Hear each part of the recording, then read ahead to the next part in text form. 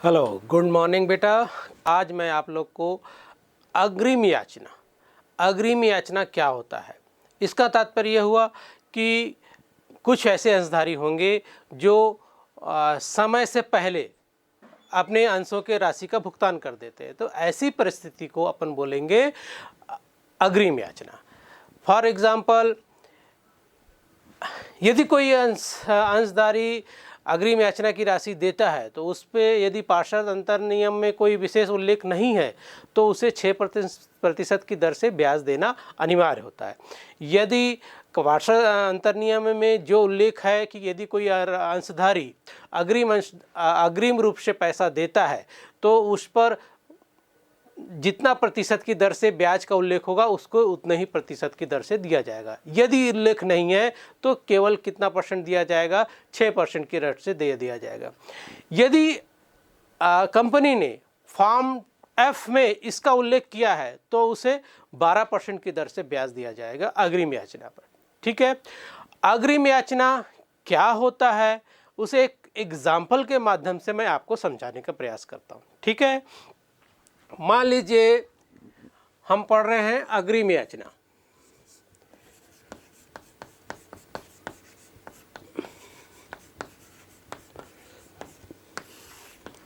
Call in advance.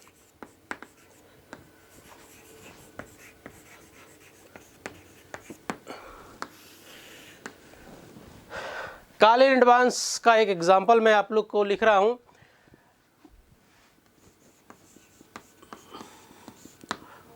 उदाहरण के स्वरूप लिख लीजिए, जगदलपुर प्राइवेट लिमिटेड ने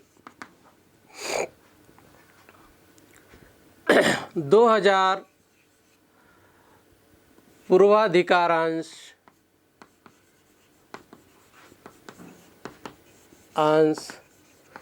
श्री योगेश को निर्गमन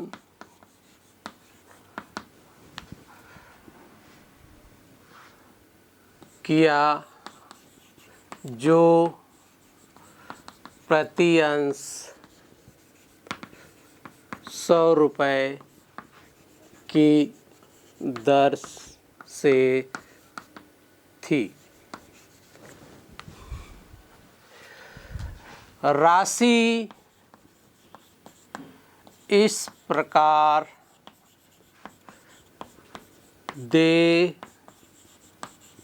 थी। 1 जनवरी 2019 को 20 रुपये प्रति अंश। 1 सितंबर 2019 को 40 रुपये प्रति अंश और 1 दिसंबर 2019 को 40 रुपये प्रति अंश याचना में पर, ये आवंटन पर और ये आवेदन पर। ठीक है, ये सवाल है। फिर से सवाल को समझ लीजिए। जगदलपुर प्राइवेट लिमिटेड है जो 2000 अंश श्री योगेश को जारी कर रही है। ठीक है, और 2000 अंश जो था, एक अंश की वैल्यू कितनी थी, 100 रुपये के रेट से। वो इस प्रकार से मांग किया, 1 जनवरी 2019 को 20 रुपये प्रति अंश आवेदन पर मांग कर रहा है और 1 सितंबर 2019 को 40 रुपये प्रति अंश आवंटन पर मांग कर रहा है और 1 दिसंबर 2019 को 40 रुपये प्रति अंश याचना पर मांग कर रहा है। फिर आगे एक सवाल इसी में जोड़ रहा हूं, चूंकि कॉलिन एरियस है श्री योगेश ने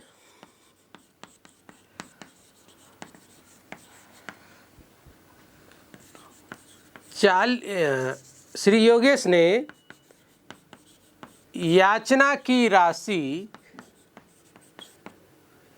1 सितंबर 2019 को ही भुगतान कर दिया। कंपनी के पुस्तकों में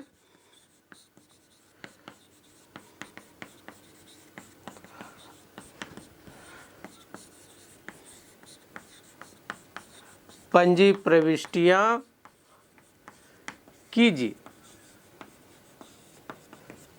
ये सवाल है, इंपॉर्टेंट सवाल है बेटा। फिगर चेंज हो सकता है, अंक बदल सकता है, लेकिन सवाल का पैटर्न ऐसे ही आ सकता है, पेपर में आता है। 4 नंबर 5 नंबर के क्वेश्चन में आएंगे। आपको इस प्रकार के अगर सवाल आते हैं तो उसको आपको क्या करना पड़ेगा, सॉल्व करना पड़ेगा। ठीक है।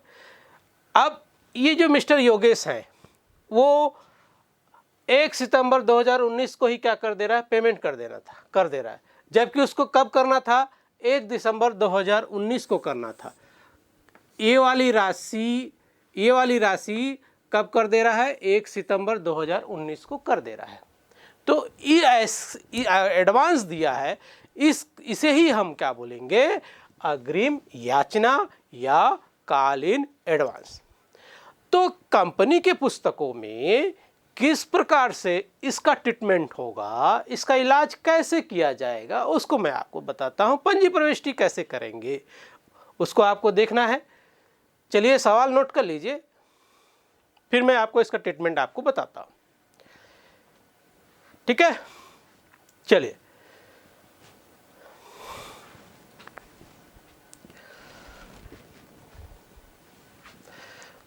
मैं इसका रफ नोट कर लेता हूं।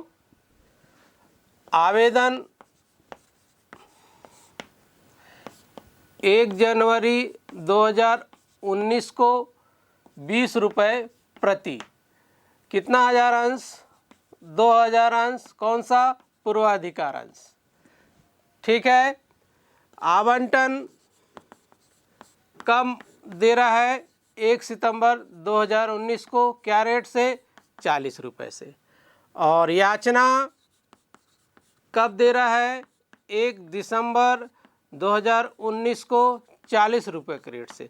लेकिन अग्रिम कब मिल गया, कब मिला, अग्रिम हमको कब दे दिया उसने, 1 सितंबर 2019 को ही श्री योगेश ने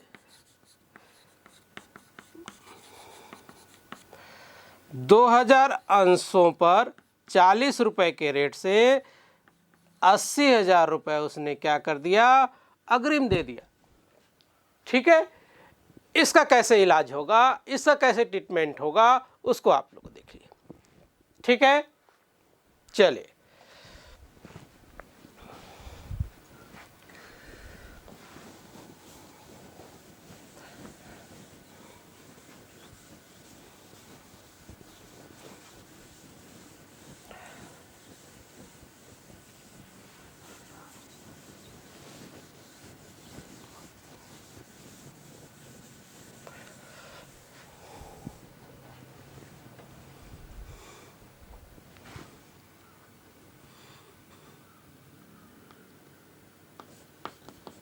in the book of Jagdalpur private limited, क्या आप कर रहे हो, जर्नल एंट्रीज।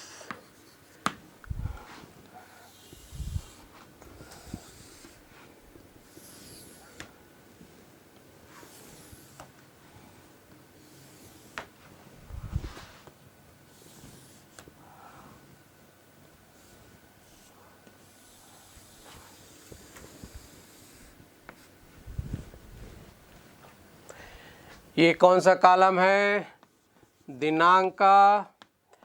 ये कौन सा कॉलम है, विवरण का, पर्टिकुलर।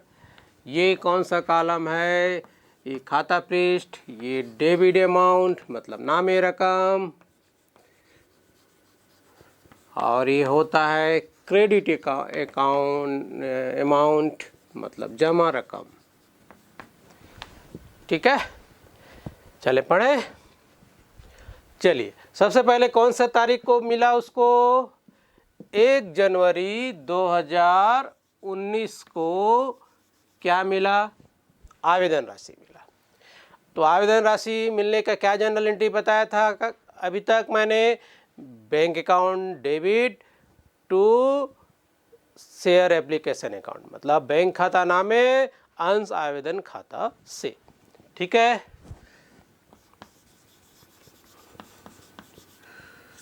चलो हिंदी में लिख देते हैं। बैंक खाता नामे पूर्वाधिकार अंश आवेदन खाता से। क्या रेट से मिला उसको? 20 रुपये के रेट से 2000, 4 दूनी 2 दूनी 4, 40,000 रुपये। ठीक है, 40,000 रुपये यहाँ पर उसको मिला। नरेशन लिखेंगे 2000 पूर्वाधिकार अंशों पर 20 रुपये प्रति अंश आवेदन राशि प्राप्त।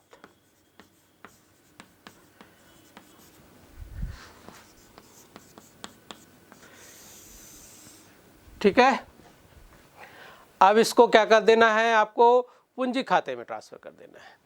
ठीक, तो जर्नल एंट्री होगा पूर्वाधिकार अंश आवेदन खाता नामे पूर्वाधिकार अंश पूंजी खाता से। यहाँ पर लिखेंगे अंश पूंजी खाते में हस्तांतरण।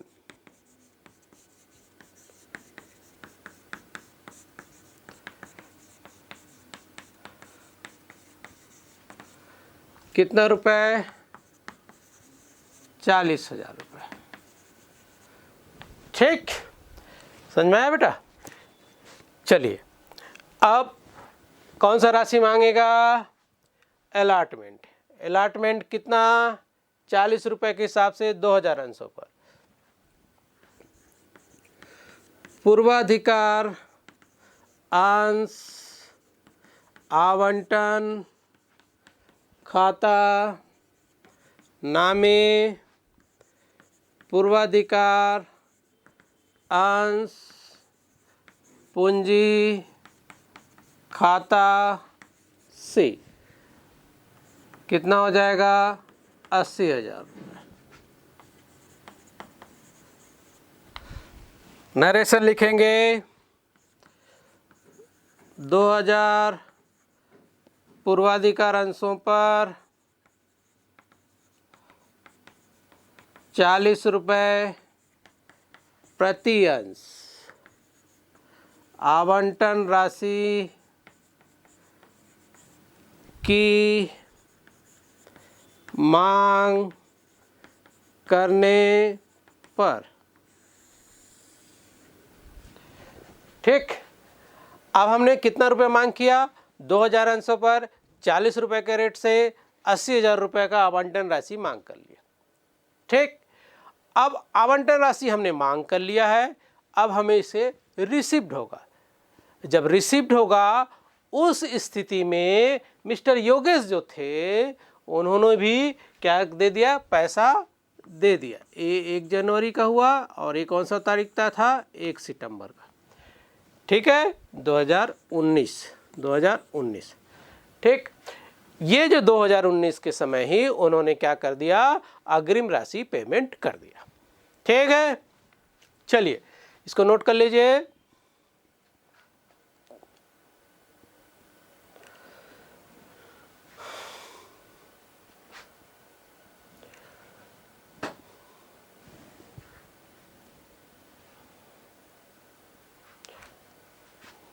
ओके, नोट हो गया।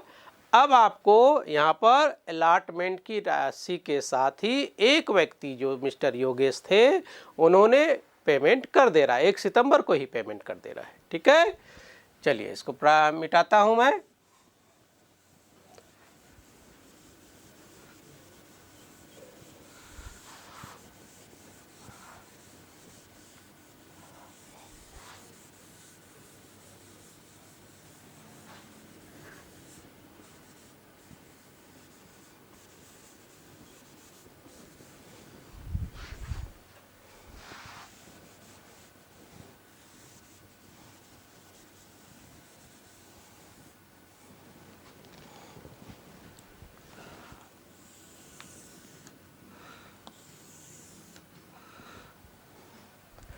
दो 2019 1 सितंबर आवंटन राशि मिलेगा।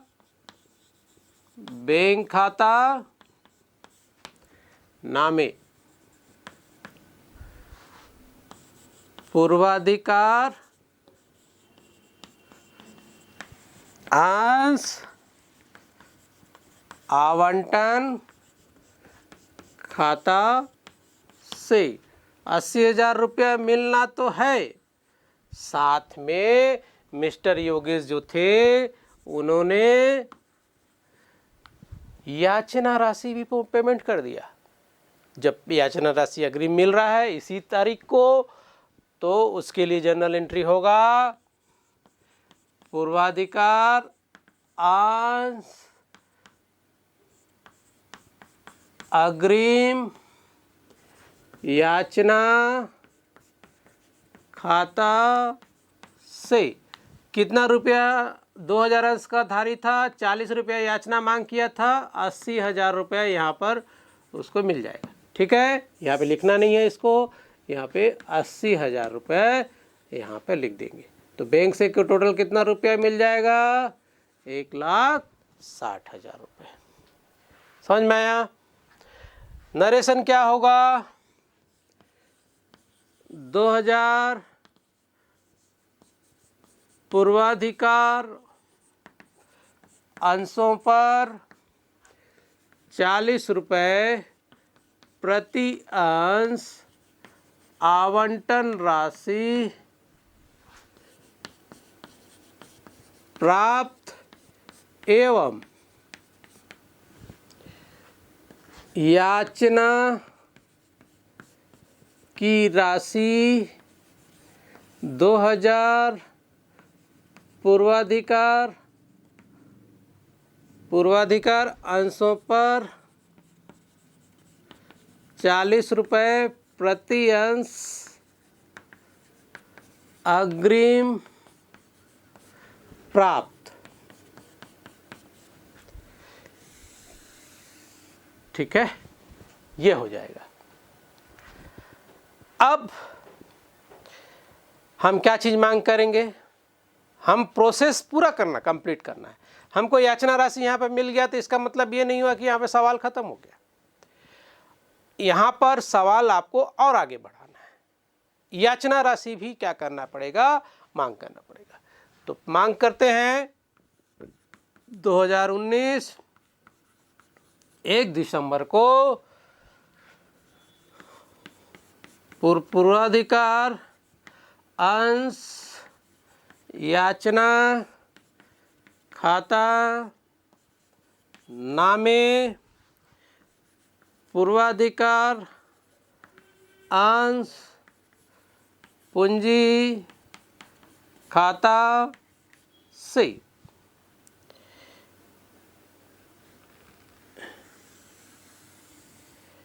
यहाँ पर नरेशन लिखेंगे 2000 पूर्वाधिकार अंशों पर 40 रुपये प्रति अंश याचना राशि दे।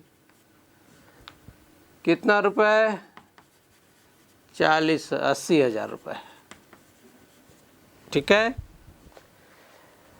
अब यहाँ पे हम तो मांग कर लिया, लेकिन ये राशि हमको कब मिल गया है, अग्रिम याचना में मिल गया है। तो इसकी एक समायोजन एंट्री होगी, प्राप्त करते समय और प्राप्त करते समय की जो समायोजन एंट्री है उसको हम देखते हैं। चलिए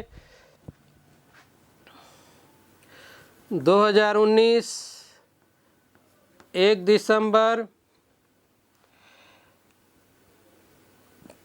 पूर्वाधिकार अंश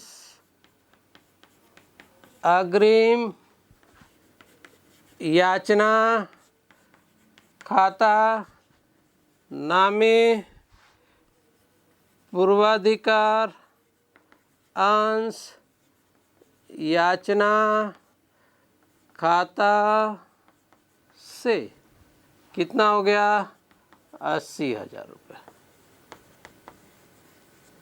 ठीक है, और इसका लिखेंगे अग्रिम याचना की राशि का समायोजन।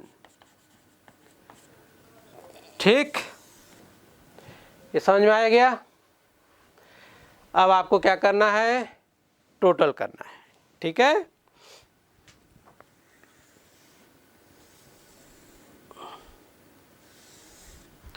टोटल करते हैं 2,03,60,000, 3,20,000, 4,80,000, 4,80,000। ठीक है, महायोग। ठीक बेटा, ये तो था आपके अग्रिम याचना से संबंधित सवाल। अब इससे संबंधित और कोई अगर आपको डाउट होता है तो आप मुझे कॉल करिए, मैं आपके कॉल डाउट्स को क्लियर करूंगा। ठीक है, चलिए नोट कर लीजिए, फिर अगला चैप्टर देखते हैं क्या चीज़ है। ठीक,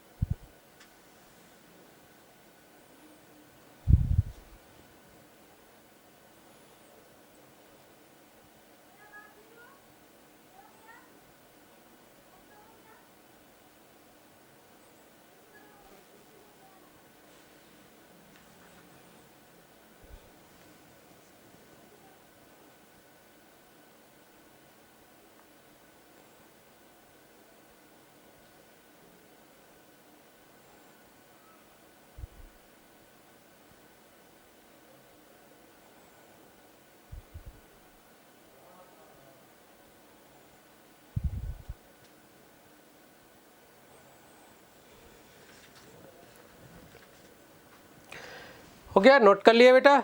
चले अगला देखते हैं।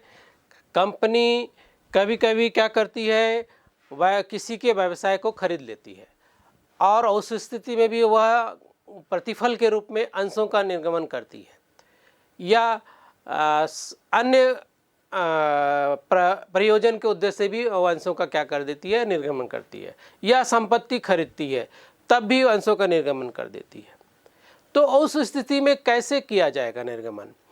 अंशों का निर्गमन का स्थिति सेम हो ही होगा, समूह मूल्य पर, प्रीमियम पर और बट्टे पर। ठीक, इससे संबंधित भी आपको मैं पंजी प्रविष्टियां बताता हूं। ठीक है,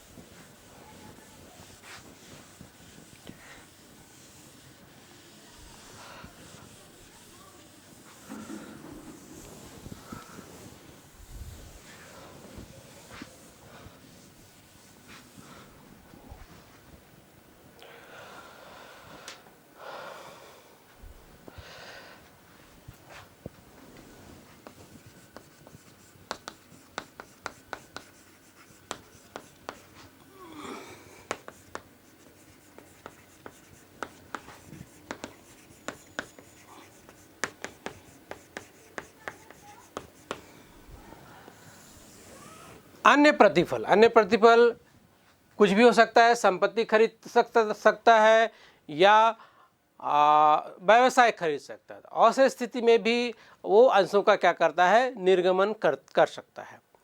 ठीक है, तो यदि मान लीजिए हम संपत्ति क्रय करते हैं, संपत्ति का क्रय और भुगतान स्वरूप क्या कर रहे हैं,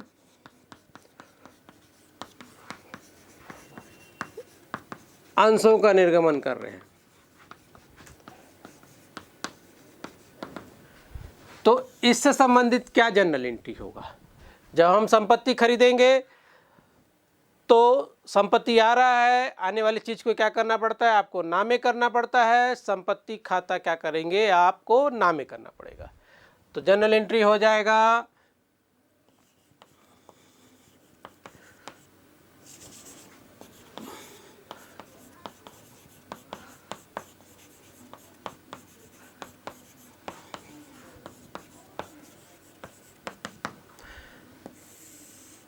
संपत्ति खाता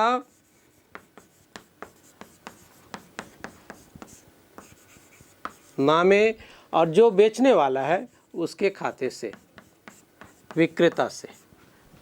ये संपत्ति क्रय किया, उससे संबंधित पंजी प्रविष्टि हो गया। ठीक है, अब जब इसका प्रतिफल का क्या करना है, आपको भुगतान करना है। तो भुगतान अलग अलग कंडीशन में होता है। समूल्य मूल्य पर होता है, बट प्रीमियम में भी हो सकता है और बट्टे पे भी हो सकता है। प्रतिफल का भुगतान अंश पूंजी के रूप में, किस रूप में, अंश पूंजी के रूप में जब करेंगे तो क्या जनरल एंट्री हो जाएगा, विक्रेता नामे अंश पूंजी खाता से। ये समूल्य पर हुआ बेटा।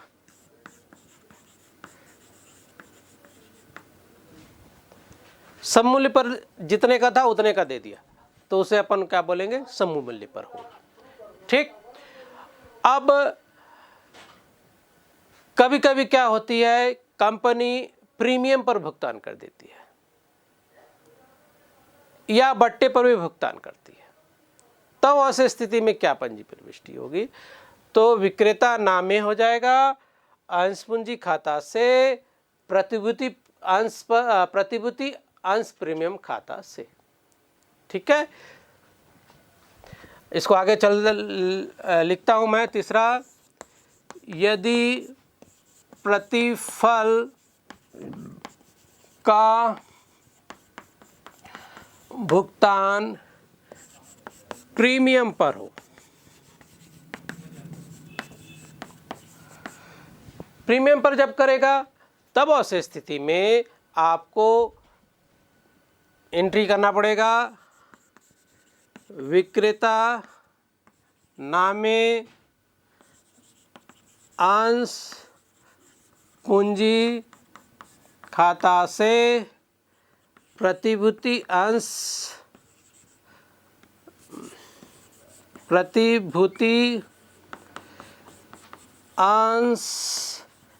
प्रीमियम खाता से। ठीक है, ये अंश प्रीमियम पर हो गया। यदि मान लीजिए बट्टे पर को जब भुगतान करना हो तो ऐसे स्थिति में क्या पंजी प्रविष्टि हो गया, उसको भी देखते हैं।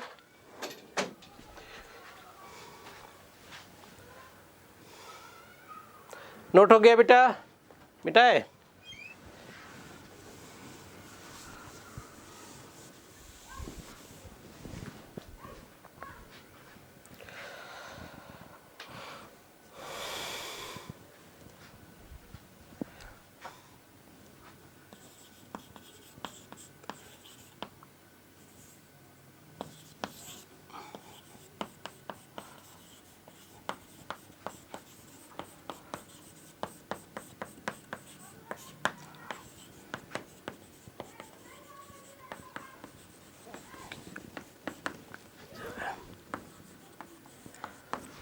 यदि प्रतिफल का भुगतान किस पर किया जाए, बट्टे पर किया जाए, तब ऐसी स्थिति में क्या हो जाएगा, विक्रेता नामे अंश निर्गमन पर बट्टा खाता नामे अंश पूंजी खाता से। ठीक,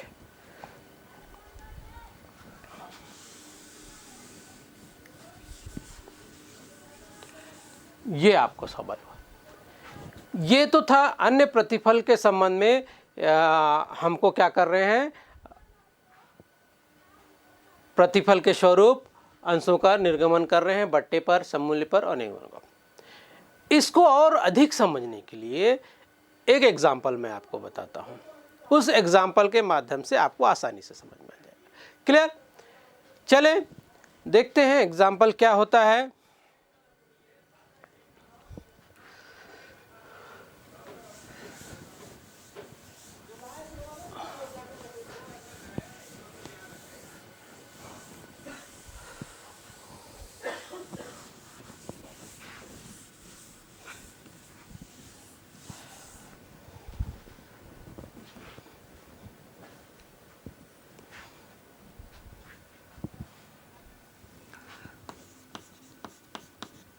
उदाहरण मान लीजिए,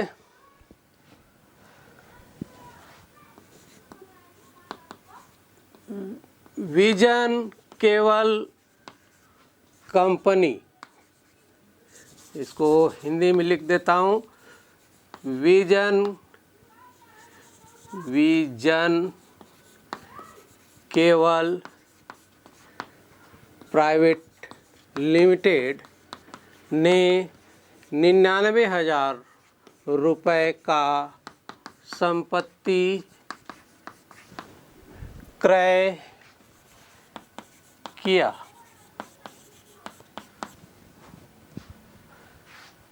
क्या बंद हो गया टाइम? चलिए देखिए बेटा, संपत्तियों का भुगतान का स्वरूप यदि अन्य संपत्ति के बदले में भुगतान यदि करता है तो उनका कैसे पंजी प्रविष्टि होगा। उदाहरण के स्वरूप में मैं लिख रहा हूँ, विजन केवल प्राइवेट लिमिटेड ने 99,000 रुपये संपत्ति का क्रय किया और इसका 100 रुपये प्रति अंश की जो पूर्णदत्त अंश पूंजी है उसके माध्यम से भुगतान करना है। एक कंडीशन रहेगा सममूल्य पर, एक रहेगा प्रीमियम पर, एक रहेगा बट्टे पर। इसको मैं आपको नेक्स्ट पीरियड में आपको समझाता हूँ। ओके।